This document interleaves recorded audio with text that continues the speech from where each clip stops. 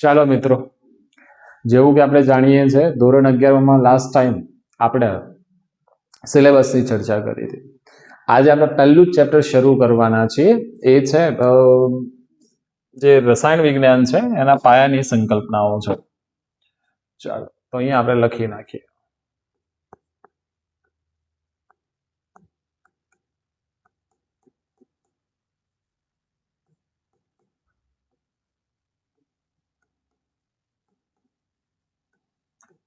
એટલે અહીંયા વાત એ છે કે બેઝિક વાતો ભણવાની છે. પહેલી તો વાત આ. હવે આમાં આમ તો બહુ બધા ટોપિક છે, બરાબર છે, પણ શરૂઆતથી જો આપણે જઈએ છીએ તો કઈ વાતો ધ્યાન રાખવાની છે જોઈ લો છે. બેઝિક જો આપણે જઈએ તો વાત એ છે કે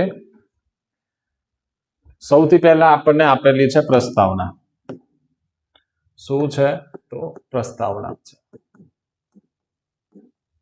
અને એના પછી છે જે આપણું કેમેસ્ટ્રી જે છે, રસાયણ વિજ્ઞાન, એ કેમેસ્ટ્રીનો વિકાસ કઈ રીતે થયો ને એ વાત છે, જૂની વાતોથી નવી વાતો સુધી. આમાંથી એમસીક્યુ કે એસક્યુ પૂછવાની સંભાવના જાજી છે, વાંચી લેજો, આમાં તો જાજુ કશું છે નહીં. પછી એક છે જે આપણું રસાયણ વિજ્ઞાન છે ને, કેમેસ્ટ્રી, એ કેમેસ્ટ્રી માટે એક બીજું ટોપિક છે કે આની અગત્યતા શું છે. આ પણ વાંચવા જેવું છે. આમાંથી ખાસ એસક્યુ એમસીક્યુ પૂછાય છે, બરાબર, જેમ કે કેન્સરની દવા જે વપરાય છે એ ક્વેશ્ચન. હવે આટલા ટોપિક વાંચવા યોગ્ય છે, તમે જાતે વાંચીને કરી શકો છો. આ યાદ રાખજો. કોઈ પૂછે કે આવું કેમ, તો સમજો જરા. આ બેઝિક વાત છે. આ વિકાસની વાત હોય તો લગભગ 4000 વર્ષ પહેલા, એટલે કે બીસીઈ 2000 વર્ષ પહેલાથી લઈને વર્તમાન સુધીની વાતો બધી કીધેલી છે. તો રાજાઓના શાસનકાળથી લઈને બ્રિટિશરો સુધી લઈને અત્યાર સુધી બધી વાતો કેમનું વિકાસ પામ્યું ને એની ચર્ચા છે. તો બસ એ સમાજ વિદ્યા જેવી ફિલિંગ તમને આવશે, વાંચી લેવાનું. સોરી, ઇતિહાસ જેવું કહેવાનો મતલબ. અગત્યતામાં બસ આ એક એસક્યુ તમને કીધું એ જ પૂછવાનો છે, બરાબર. કેન્સરની સારવારમાં સિસ્પ્લેટિન વગેરે, ટેક્સોલ વગેરે વપરાય છે. અને બીજું છે તમને હમણાં કીધું એ. હવે આના સિવાય બીજું કશું રહેતું નથી. આના પછી એક મેઇન ટોપિક આવે છે જે તમારે ભણવાનું છે. હા, પણ કોઈ પૂછે સાહેબ આના સિવાય ચેપ્ટરમાં શું ભણવાનું, તો જરા તમને કહી દઉં. જેમ કે મેં કીધું કે એક તો પ્રસ્તાવના છે, પછી આ જે રસાયણ વિજ્ઞાન છે એનો વિકાસ કઈ રીતે થયો, આગળ એની અગત્યતા શું છે, એના પછી આવશે દ્રવ્યની અવસ્થાઓ, ભૌતિક અને રાસાયણિક બેઉ, હે ને. એટલે ભૌતિક પરિકરણ, ઘન પ્રવાહી વાયુ, અને રાસાયણિક રીતે થયો તત્વ મિશ્રણ ને સંયોજન જોઈશું આપણે. આના પછી શું છે તો એકમો છે, એસઆઈ એકમો છે, પૂર્વગો તમને આપેલા છે. એના પછી પરમાણુય આણ્વીય દળ આપેલા છે, આણ્વીય દળ શોધવાની રીતો છે. એના પછી ટકાવાર પ્રમાણ પરથી તમને અણુસૂત્ર શોધવાનું કીધું છે. અણુસૂત્ર પરથી ટકાવાર પ્રમાણ કીધેલા છે. કેટલાક વૈજ્ઞાનિકો પાયાના સીધા નિયમો પણ આપે, જેમ કે દ્રવ્ય સંચયનો નિયમ ને આ તે બધા એવોગાડ્રોનો નિયમ ને આ બધા નિયમો થોડા આપેલા છે. એના સિવાય જો આપણે આગળ જઈએ છીએ તો તમને થોડી મોલની બહુ જ સારી એવી સંકલ્પનાઓ તમને આપેલી છે તત્વયુગમિતીય ગુણાંકની સાથે. આના સિવાય સાંદ્રતાના કેટલાક એકમો છે, જેમ કે મોલારિટી છે, મોલાલિટી છે, આ પણ એક ટોપિક છે. પછી પ્રમાણસૂચક સૂત્રનું પણ એક નાનું ટોપિક તમને આપેલું. તો મૂળભૂત જો વાત જોઈએ છીએ, અને હા થોડીક ભૌતિક ગુણધર્મો થોડાક આપેલા છે, થોડાક એક્સપ્લેનેશન, થોડા એટલે માપની માહિતી 2 માર્કમાં પૂછાય છે. કયું? કેમ કે દળ અને વજન છે, કદ છે, ઘનતા છે, તાપમાન છે, વગેરે વગેરે. તો આ ચેપ્ટરમાં આખું એક કોકટેલ છે કે બધા થોડા ટોપિક અલગ અલગ ભેગા કરીને સમજાયા છે. રીઝન એ છે કે આ બેઝિક છે, તો એવું નથી કે કોઈ એક ચેપ્ટર શરૂ થયું ને એના જ વિશે માહિતી, એવું નથી. આખા સાયન્સ અથવા આખા કેમેસ્ટ્રીમાં તમારે જે વાતો જાણવા યોગ્ય છે અને કદાચ ન જાણતા હોય વિસ્તૃત, તો બસ એ જાણી લેવાની છે. આનો મેઇન હેતુ આ છે. તો આઈ હોપ કે તમે સમજી ગયા છો કે આનો સિલેબસ શું છે. બસ પહેલા ટોપિકમાં સીધા આપણે જઈએ છીએ, જે થિયરી તરીકે પૂછાઈ શકે છે, એ છે દ્રવ્ય. તો બુકની અંદર જો આપણે જઈએ ને તો તમને મૂળભૂત રીતે 2 ટોપિક આપ્યા છે. હવે એક વાત સમજજો, બુકની અંદર ક્લિયર ટાઇટલ લખેલા નથી, પણ પૂછાઈ શકે એ રીતે આ થોડું સમજજો. તો સપોઝ કે હું એમ કહી દઉં કે આટલેથી આપણે આ વાતો પૂરી થાય છે. આના પછી જે પ્રશ્ન છે ને કે આ રીતે પૂછાશે, યાદ રાખજો. શું પૂછાશે? કે દ્રવ્યની વ્યાખ્યા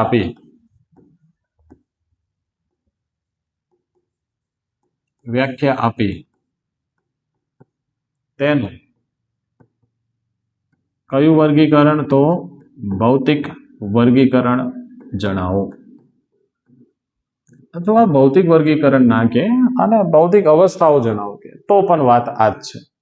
તો એક ટોપિક આ બને, બસ આમાં બે કામ કરવાના છે. એક તો તમારે દ્રવ્યની વ્યાખ્યા આપી દેવાની છે અને વ્યાખ્યા આપ્યા પછી તમારે ઘન, પ્રવાહી અને વાયુ વિશે માહિતી મેળવવાની છે, તો લખવાની છે. તો બુકમાં તો કંઈક આટલું જ તમને આપેલું છે, પણ હું ચાહું છું કે તમે અન્ય અવસ્થાઓ વિશે પણ થોડી માહિતી મેળવો. જેમ કે પ્લાઝ્મા એક અવસ્થા છે, બીઝી બોઝ આઇન્સ્ટાઇન કન્ડેન્સેટ આ પણ એક અવસ્થા છે, એની પણ થોડી ઘણી માહિતી મેળવી લઈશું. પણ એના પહેલા સૌથી પહેલા દ્રવ્યની વ્યાખ્યા જોઈ લઈએ. અથવા બીજો પ્રશ્ન પૂછાય તો શું પૂછાશે, તો એ સેમ આ જ રીતનો પ્રશ્ન છે, સમજી લો. બીજા ક્વેશ્ચન કઈ રીતે પૂછાઈ શકે, તો એ ક્વેશ્ચન કંઈક આ છે કે દ્રવ્યની વ્યાખ્યા આપી તેનું કયું વર્ગીકરણ, તો ભૌતિક નથી તો કયું વર્ગીકરણ છે, રાસાયણિક વર્ગીકરણ આપે. હવે આ સમજી લેજો જરા.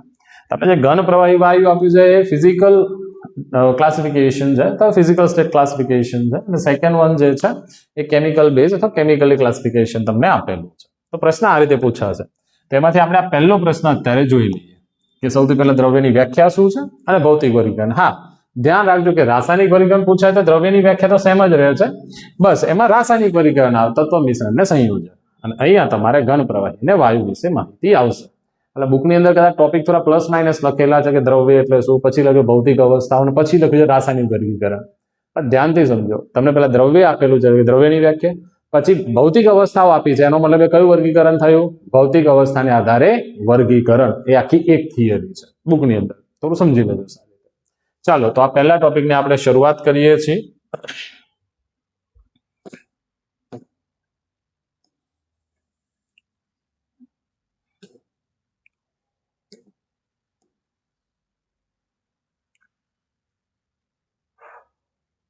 ચાલો તો જોઈ લઈએ જરા.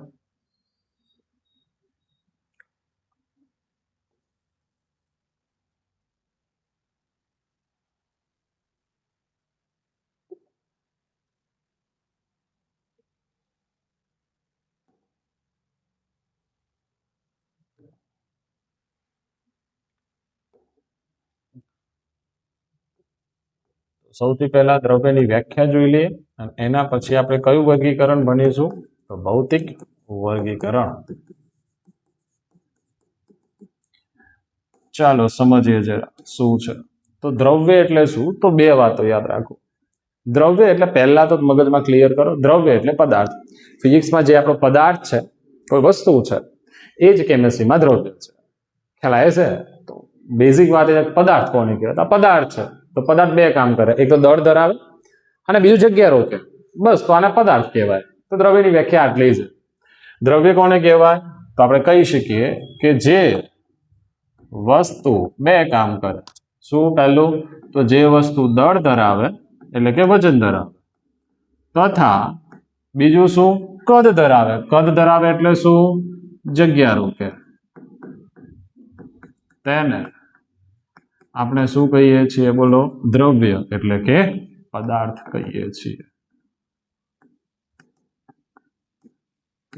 યાદ રાખજો. ચાલો ભૌતિક વર્ગીકરણમાં જઈએ. તો ભૌતિક વર્ગીકરણ તો આપણે બહુ જ સારી રીતે જાણીએ છીએ. કયું કયું છે, તો ઘન, એના પછી પ્રવાહી અને એના પછી વાયુ. સમજી લો. તો આની અંદર આપણે આટલું તો ભણવાનું છે. એક્સ્ટ્રા શું ભણવાનું છે, તો એક્સ્ટ્રા ભણવાનું છે બીઈસી. આ પરીક્ષામાં નથી પૂછવાનું, લખવાનું પણ નથી, પણ તમારી જાણકારી ખાતર. અને બીજું છે પ્લાઝ્મા. આ યાદ રાખજો, બરાબર. આમ તો 7 સ્ટેપ છે, પણ જનરલી આપણે 5 સ્ટેપની ચર્ચા કરીએ છીએ અને પછી 100. તો પહેલા એક કામ કરો, તમે ઘન, પ્રવાહી, વાયુ વિશે માહિતી મેળવી લો, પછી હું તમને પ્લાઝ્મા અને બીઈસી માં લઈ જાઉં છું, બરાબર. ચાલો, સૌથી પહેલા તો આ ત્રણેયની વ્યાખ્યા શું થશે એ સમજી લો. તો આની વ્યાખ્યા શું થશે, તો આની વ્યાખ્યા માટે તમારે બે વાતો ધ્યાનમાં લેવાની છે. ધ્યાન રાખજો, બીઈસી એના વિશે હું તમને મૌખિક માહિતી આપવાનો છું, લખવાનું કશું નથી. અને પ્લાઝ્મા વિશે પણ હું કશું નથી લખવાનું. એટલે લખવાની વાતો તો 3 વાટે જ થવાની છે, સ્વીકાર લેજો. તો આની વ્યાખ્યા માટે તમારે બે શબ્દોને પકડવા પડે, એક તો કદ અને બીજું છે આકાર.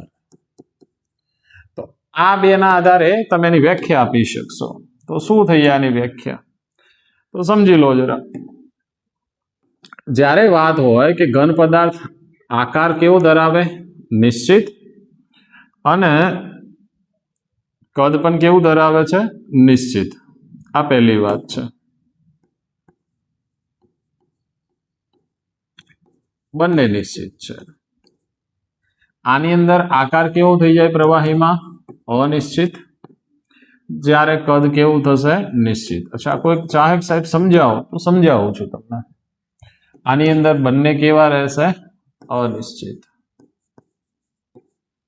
ચાલો સમજી લઈએ વન બાય વન. સૌથી પહેલા તો છે ને થોડું કદ વિશે માહિતી આપું, આકાર વિશે તો તમને ખ્યાલ છે. ચાલો સમજી લો. સમજો એક વાત. સૌથી પહેલા દરેક પદાર્થ નિશ્ચિત જગ્યા રોકે, બરાબર છે? તો બેઝિક વાત એ છે કે સપોઝ આ એક પદાર્થ છે, તો આને જગ્યા રોકેલી છે, અને માની લો કે આ પણ એક પદાર્થ છે, તો આને જગ્યા રોકી છે. હવે આને વધુ જગ્યા રોકી છે, તો એકંદરે આનું કદ કેવું કહેવાશે? વધારે. તો કદ એટલે શું? રોકાયેલી જગ્યા. તો આના કરતા આનું કદ વધારે છે. પણ પૂછું તમને કે આના કરતા રૂમનું કદ કેવું છે? તો વધારે, કારણ કે જે વધુ જગ્યા રોકે એનું કદ કેવું કહેવાશે? વધારે. તો પ્રશ્ન પૂછે કે મોબાઈલ ફોન અને આ જે સ્માર્ટ બોર્ડ છે, બંનેમાંથી વધુ કદ કોનું? સીધી વાત છે, વધુ જગ્યા સ્માર્ટ બોર્ડ રોકે છે, તો કદ એનું કેવું થઈ જાય? વધુ. તો કદ એટલે શું? રોકેલી જગ્યા. આગળ વધો. વાત એ છે કે માન લો કે સૌથી પહેલા ઘન પદાર્થની વાત કરો, તો આનો આકાર કેવો હોય? નિશ્ચિત. આકાર નથી બદલાતો, મૂકો ગમે ત્યાં મૂકો એમ. અને એનું કદ એટલે કે રોકાયેલી જગ્યા પણ બદલાતી નથી, તો એ ઘન પદાર્થ છે. પણ સમજી લો કે પ્રવાહી કોને કહેવાશે? તો પ્રવાહી માન લો કે 1 લીટર પાણી લીધું, યાદ રાખજો 1 લીટર, કદ 1 લીટર છે. હવે એને ગ્લાસમાં ભરશો તો ગ્લાસ જેવું થઈ જશે, બીકરમાં ભરશો તો બીકર જેવું થઈ જશે, ફ્લાસ્કમાં ભરશો તો એને ફ્લાસ્ક જેવું થઈ જશે, બ્યુરેટમાં ભરો તો બ્યુરેટ જેવું થઈ જશે. તો એનો મતલબ શું થયો? કે એને જેમાં ભરવામાં આવે ને એવો આકાર મેળવે છે. કેટલીમાં ભરો તો કેટલી જેવો આકાર થઈ જાય. એનો મતલબ આકાર અનિશ્ચિત છે, જ્યારે કદ કેવું છે? એકંદરે નિશ્ચિત. જગ્યા તો 1 લીટર જ રોકે છે. એનો મતલબ પ્રવાહી કોને કહેવાય? તો લખવાનું કે જે પદાર્થ અથવા જે દ્રવ્ય આકાર કેવા ધરાવે? અનિશ્ચિત. જ્યારે કદ કેવું ધરાવે? નિશ્ચિત. એને આપણે શું કહીશું? પ્રવાહી અવસ્થા. જે બોર્ડ પર લખેલું છે. હું બેઠો એટલા માટે છું કે કેમ કે આપણે સામાન્ય રીતે ચર્ચા કરવાની છે. વાયુમાં તમે સમજી લો કે વાયુને આ રૂમમાં ભરો તો આકાર રૂમ જેવો હોય, બોક્સમાં ભરો તો બોક્સ જેવો. એટલે એ જગ્યાએ અનિશ્ચિત રીતે રોકે, આમ દબાવો તો એ પ્રેસ થઈ જશે. જગ્યાએ અનિશ્ચિત રોકે છે અને એનો આકાર પણ કેવો છે? અનિશ્ચિત છે. એટલા માટે કઈ અવસ્થા થઈ ગઈ? વાયુ. કોઈ પૂછે કે આનાશય વિશેષતા, તો હા છે, ઘણી બધી છે. જેમ કે ઘન અવસ્થાની સપાટી કેવી હોય? નિશ્ચિત. પ્રવાહીની સપાટી થોડી ચલાયમાન હોય છે ખરી, તો ચલાયમાન, પ્રમાણમાં અનિશ્ચિત, કણો ઉપર નીચે જતા હોય. જ્યારે વાયુ અવસ્થામાં સપાટી હોતી નથી. આ ધ્યાન રાખજો. બીજી 2-3 જાણવા જેવી વાતો તમને કહી દઉં. પ્રવાહી અને ઘન પદાર્થ જે છે એ બંને કઈ બાબતમાં આગળ પડે છે? કોના કરતા? વાયુ કરતા. તો થોડું સમજી લો જરા. જ્યારે તમે વાત કરો છો ઘન, પ્રવાહી અને વાયુ, તો 3 તો અલગ છે. પણ કોઈ એમ પૂછે કે કોઈ એવી બાબત જણાવો કે જે ઘન અને પ્રવાહીમાં હોય, બસ ખાલી વાયુમાં ના હોય, તો યાદ રાખજો એ છે સપાટી. વાયુમાં સપાટી ના હોય, પેલા બંનેમાં હોય. અને કોઈ એમ પૂછે કે વાયુ અને પ્રવાહીમાં કોઈ વસ્તુ જોવા મળે, બસ ઘન પદાર્થમાં ના હોય, એવું શું છે? તો એ છે દ્રવનો ગુણધર્મ. દ્રવ એટલે શું? ફ્લુઇડ એટલે શું? ફ્લુઇડિટી કોને કહેવાય? તો સમજો. દ્રવ, ધ્યાનથી, દ્રવ્ય નહીં, દ્રવ. દ્રવ કોને કહેવાય? તો જે પદાર્થને ઊંચા ઢોળાવથી નીચા ઢોળાવ તરફ આપમેળે જાય, માનો પાણી હું ઢોળું છું, આપમેળે જગ્યા બદલે, તો એને દ્રવ કહેવાય. તો યાદ કરો, પ્રવાહીને મૂકો, જગ્યા બદલે, વાયુને મૂકો, જગ્યા બદલે, પણ ઘન પદાર્થ જગ્યા બદલતો નથી. એનો મતલબ પ્રવાહી અને વાયુ બંનેને શું કહેવાય? દ્રવ. જ્યારે ઘન પદાર્થ દ્રવ નથી. આવા પણ પ્રશ્નો ઘણી વાર ટ્વિસ્ટ કરીને પૂછાતા હોય છે, યાદ રાખો. બીજી ઘણી બધી વાતો છે જે આપણે સમજી શકીએ છીએ, પણ મારે બસ બુક જેટલું કન્ટેન્ટમાં આગળ વધવું છે. ચાલો હવે બોર્ડ પર ધ્યાન આપો જરા, શું વાત બને છે. તો સૌથી પહેલા આપણે આકાર દોરી લઈએ. સામાન્ય રીતે આકાર કેવો જઈ શકે? તો ઘન પદાર્થ હોય તો સમજી શકાય કે આ ઘન પદાર્થની અંદર બધા પરમાણુ કેવા હશે? એકબીજાની નજીક. અચ્છા, 3D માં નથી દોર્યો, 2D માં દોર્યો છે, બરાબર. પ્રવાહીમાં શું સીન રહેશે? પ્રવાહીમાં એવું છે કે સપોઝ આ બીકર હોય તો કણો જે છે એકબીજાથી, પરમાણુ તો નહીં પણ જે કણો છે, ઘટક કણો, એ સાપેક્ષમાં એકબીજાથી દૂર હશે. હા, આ સપાટીની અંદર રહેશે એ નક્કી છે, યાદ રાખજો. આના કરતા દૂર છે. અને વાયુને તો શું છે કે તમારે એને પકડી રાખવો પડશે. આ યાદ રાખજો. જો વાયુને તમે રોકી નથી શકતા તો અહીંયા કંઈક એવું મૂકો કે બહાર ના જાય. તો વાયુના કણો પ્રમાણમાં કેવા હશે? એકબીજાથી સખત દૂર હશે. તો યાદ રાખો. આના અંદર આપણે કઈ વાતને સમજી શકીએ? તો આમાં શું લખાય બોલો? કણો વચ્ચેનું અંતર. તો આમાં કણો વચ્ચેનું અંતર કેવું છે? ઓછું. આમાં કેવું કહેવાય? મધ્યમ. અને આમાં કણો વચ્ચેનું અંતર કેવું કહેવાશે? સૌથી વધારે. કણો વચ્ચે આકર્ષણ, ચાલો આકર્ષણ, જેને આંતરાણવી આકર્ષણ કહેવાય. આકર્ષણ બળ આમાં કેવું હશે? પ્રમાણમાં વધુ. આમાં ફરીથી કેવું હશે? મધ્યમ. અને આમાં કેવું હશે? સૌથી ઓછું. કોઈ પૂછે ઉર્જા કેટલી છે, તો એ પણ સમજી લો. માન લો ઉર્જાની વાત કરો તો આની અંદર ઉર્જા કેવી હોય? ઓછી. કોઈ કે આમાં ઓછી કેમ નહીં? તો ભાઈ આમાં ઉર્જા ઓછી છે, આને ગરમ કરો. ગરમ કરતા બોલો શું થાય? ઘનમાંથી ગરમ કરતા પ્રવાહી. એનો મતલબ પ્રવાહીની ઉર્જા ઘન કરતા વધતી ગઈ, એટલે મધ્યમ. અને અહીંયા કેવી હશે? સૌથી વધુ ઉર્જા હશે. યાદ રાખજો. આને ગરમ કરો તો આ થાય. આને ગરમ ના કરો તો આનાથી વિરુદ્ધ શું થાય? તો ઠંડુ કરતા. આને ઠંડુ કરતા આવું થાય. અચ્છા, ધ્યાન રાખજો. હું ઝડપથી લખી રહ્યો છું તો રાઇટિંગ થોડા પ્લસ માઇનસ છે, કારણ કે વાત કોન્સેપ્ટ સમજવાની. તમે સાયન્સમાં છો, વંચાઈ જાય છે તો શું ઇનફ છે. તો આવી તો ઘણી બધી વાતો છે કે જે ઘન પ્રવાહી વાયુમાં આપણને જોવા મળે. મેં થોડી મૂળભૂત વાતોને લીધી છે. હવે મારે જવું છે પ્લાઝ્મા તરફ. ચાલો ધ્યાનથી સમજો. સૌથી પહેલા ઘન પદાર્થના કણો એકદમ નજીક છે. તાપમાન આપ્યું, ઉર્જા આપી, ઉષ્મા ઉર્જા, કણો છૂટા પડ્યા, મુક્ત રીતે તરે છે, છૂટા ફરે છે, અને પ્રવાહી કહેવાય. પણ શરત શું છે? સપાટીની બહાર આપમેળે જઈ શકતા નથી. આને હજી ગરમ કરો કે જેથી સપાટીની બહાર ઓટોમેટિક નીકળે અને સપાટી વિહીન રીતે ફરે. તો આને શું કહેવાશે? વાયુ. તો આનો મતલબ શું થયો? ઘન કરતા વધુ ઉર્જા પ્રવાહી. કેમ? કારણ કે ઉષ્મા શોષક છે, એને ઉષ્મા પી લીધી છે. તમે એવી ના કલ્પના કરશો કે કોઈને થ્રો કરું તો કેવું વાગે છે. એ એનર્જીનું પેરામીટર નથી, યાદ રાખજો. તાપમાનનો વ્યાખ્યા જ કંઈક એકંદરે કોઈ પણ કણોની ગતિ ઉર્જાના આધારે થાય છે, જે ભવિષ્યમાં ભણશો તમે ઉષ્માગતિ શાસ્ત્રમાં. હાલ સમજો ખાલી. હાલ વાત એટલી છે કે ઘનના કણોને ગરમ કર્યા તો પ્રવાહી, પ્રવાહીને ગરમ કર્યા તો વાયુ, વાયુને ગરમ કરો તો બનશે પ્લાઝ્મા. પ્લાઝ્મા એ શું છે? તો હવે થોડું ધ્યાનથી સમજી લેજો. પ્લાઝમાને તમે ડિફાઇન કરવા જઉં છું તો એ વાયુનો જ કણ છે. માન લો કે આ કોઈ પરમાણુ વાયુનું છે, જેમાં પ્રોટોન ન્યુટ્રોન વચ્ચે છે અને બહારની તરફ કોણ હોય? ઇલેક્ટ્રોન. તો માન લો આ હાઇડ્રોજન છે. હવે માન લો કે આ વાયુ તો છે હાઇડ્રોજન, બસ આને ગરમ કરો તો ઇલેક્ટ્રોન જશે બહાર. તો ઋણ ગયો તો વધ્યો શું? H+. વધ્યો શું? H+. એનો મતલબ આ વાયુ છે કે આયન બનેલો વાયુ છે? તો આ છે આયન બનેલો વાયુ. કોઈ પૂછે કે ગરમ કરવાથી ઇલેક્ટ્રોન બહાર કેમ ગયો? તો એ તમારે બીજા ચેપ્ટરમાં ભણવાનું આવશે કે જ્યારે પણ ઇલેક્ટ્રોન ઉર્જાનું શોષણ કરે છે, નીચી શક્તિ સપાટીમાંથી ઊંચી શક્તિ સપાટીમાં જાય, મહત્તમ ઉર્જા લે તો અનંત નંબરની કક્ષામાં જશે, એટલે કેન્દ્રથી આકર્ષણ અનુભવતો નથી. સાદા શબ્દોમાં તમને કહું તો પ્લાઝ્મા એક વાયુ સ્વરૂપ જેવું જ છે કે જે સપાટી નથી ધરાવતું. બસ ત્યાં પરમાણુ કે અણુઓ નથી, ત્યાં આયનો છે. એટલે આયનીકૃત વાયુને પ્લાઝ્મા કહે છે, જે ઇન્ટેન્સ એનર્જી ધરાવે વ્યાપક સ્તરમાં. જેમ કે સૂરજને આપણે ધારીએ છીએ કે હાઇડ્રોજન ને હિલિયમનો બન્યો છે. હા છે, પણ એ વાયુ સ્વરૂપે નથી, આયન સ્વરૂપે છે. એનો મતલબ શું થયો? સૂરજ એ શાનો બનેલો છે? પ્લાઝ્મા. તો ધ્યાનથી સમજો.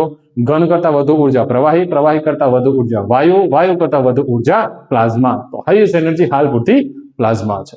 એનથી ઊંધું, પ્લાઝમાને ઠંડુ કર્યું, ઉર્જા ખેંચી લીધી, ઉષ્મા ક્ષેપક. તો વાયુમાંથી ઉર્જા ખેંચી લીધી, ઠંડુ કર્યું, પ્રવાહી, પ્રવાહીમાંથી ઉર્જા ખેંચો, ઉષ્મા ક્ષેપક, એટલે ઘન. અને ઘનમાંથી ઉર્જા ખેંચીને 0 કરી દો, નિરપેક્ષ શૂન્ય તાપમાન. હવે પરમાણુઓ ક્યાંય હલનચલન નથી કરી શકતા. આ અવસ્થાને કહેવાશે BEC. એટલે બે વૈજ્ઞાનિક છે, એક છે બોઝ, બીજા છે આઈન્સ્ટાઈન. માટે બોઝ અને આઈન્સ્ટાઈને શોધેલી સંઘટક અવસ્થા. સંઘટકનો મતલબ જોડાયેલી, અને સંઘટનને કહેવાય કન્ડેન્સ સ્ટેટ. માટે એનું નામ થયું બોઝ આઇન્સ્ટાઇન કન્ડસ્ટેડ. એ દરમિયાન કણો પોતાની જગ્યાએ બિલકુલ હલનચલન નથી કરતા. કોઈ એક સાહેબ હમણાં તો કહેતા હતા ઘન અવસ્થામાં, અરે ઘન અવસ્થામાં એક જગ્યાએથી બીજી જગ્યાએ ન જાય, પણ પોતાની જગ્યાએ દોલન તો કરી શકે. યાદ રાખો, હું શું કહું છું સમજો. હું અહીંયા ઊભો છું, હું ક્યાંય નથી જતો, છતાંય જો હું આમ કરું છું તો મેં પોતાની જગ્યા નથી બદલી, પણ હા પોતે મુવમેન્ટ ધરાવું છું. તો એ રીતે હું આમ પણ કહી શકું. સમજો જરા, આને દોલન કહેવાય, બરાબર. તો આ દોલન પર પોસિબિલિટી ક્યારે હોય? ઘન અવસ્થામાં. આમાં નથી. જો કે એ પોસિબલ નથી બીઈસી મેળવવું, કારણ એના માટે જોઈએ -273.15°C, જેને કહેવાય નિરપેક્ષ શૂન્ય તાપમાન, એને કહેવાય બ્રહ્માંડનું નીચામાં નીચું તાપમાન, એને કહેવાય શૂન્ય ઉર્જાવાળું તાપમાન અથવા 0 કેલ્વિન. આ અવસ્થા 100% મેળવવી શક્ય નથી. હા, એના નજીક પહોંચી શકાય છે, જેમ કે -270°C કે 100. આ પણ ઉપયોગી અવસ્થા છે, પણ રૂટીન લાઈફમાં ના આપણે અતિશય ઓછી ઉર્જાના કોન્ટેક્ટમાં આવીએ છીએ કે ના અતિશય વધુ ઉર્જાના. એટલે આ બે અવસ્થાઓ આપણને સ્ટડીમાં નથી આપેલી આપણા એકેડેમીમાં. માત્ર 3 જ અવસ્થાઓ છે, ઘન, પ્રવાહી અને વાયુ. જોઈ લેજો જરા. કોઈ હોય ડાઉટ તો કમેન્ટ બોક્સમાં છોડ દેજો. બીજું કે ભલે અત્યારે આપણે રેકોર્ડ તો તમને સીધા મોકલી આપું છું, પણ આપણે લાઈવ લેક્ચર તમારી ડિફિકલ્ટી સોલ્વિંગ માટે રાખીશું. લાઈવમાં પ્રોબ્લેમ એ થાય છે કે ફ્રેમ થોડી સેટ કરવામાં પ્રશ્ન થઈ જાય છે, બસ એટલા માટે.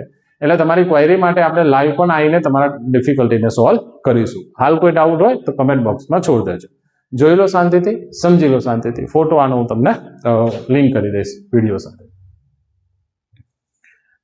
અને હા, આ આપણું કયું વર્ગીકરણ પત્યું?